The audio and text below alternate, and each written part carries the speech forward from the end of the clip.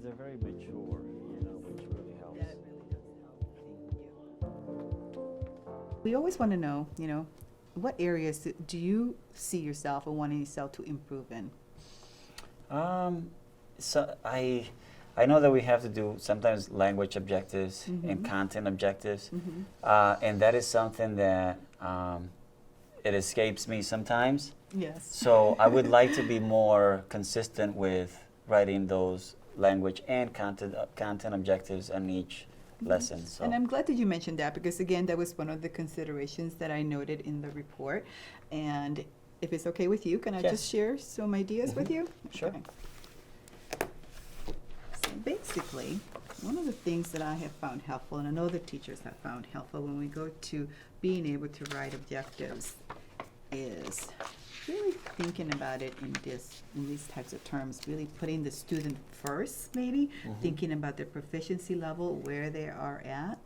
And it could be, and this is really thinking about their language level, and students will be, and what is the language function that they will be involved in. If they, in this case, they were really taking a look at being able to answer questions using a pictograph. That was really your content objective. So maybe considering this particular language objective, which is I can use the termed data and pictograph, in discussions about a math problem. So that would be related to a language objective. Correct, because it's good. really honing in on the vocabulary that you're looking Right. for, is really targeting that, and at the same time is specific enough that you can take a note of that.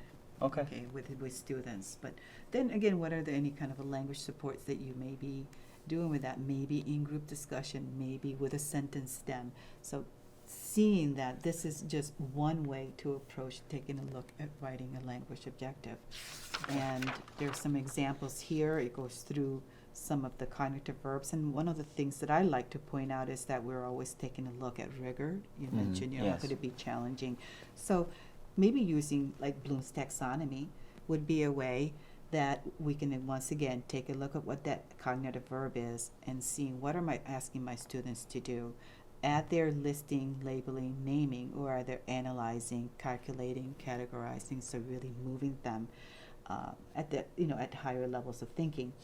Again, you can always focus on the language function, whether it's listening, speaking, or reading, or writing.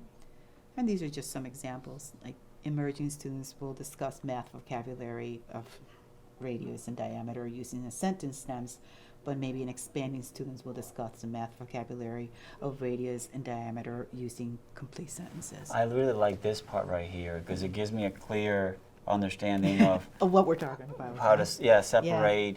Yeah. This is even by their levels. An objective based on student levels. Right, and that's one of the, if you think about the Danielson rubric in setting instructional outcomes, it really specifies in differentiating for individual students. So this is just one way to try to achieve that. And it can even be, instead of just the level, the name of the child or the student.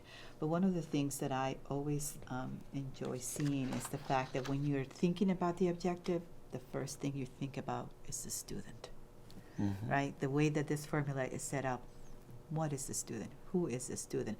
What do I want them to do? What supports am I going to give them? So that's just a tool, and I'd be happy to email Mind if I that get to a copy? you. Yes, or I'd email be me, happy yes. to email that to Yeah, you. I would love to have that. Yeah.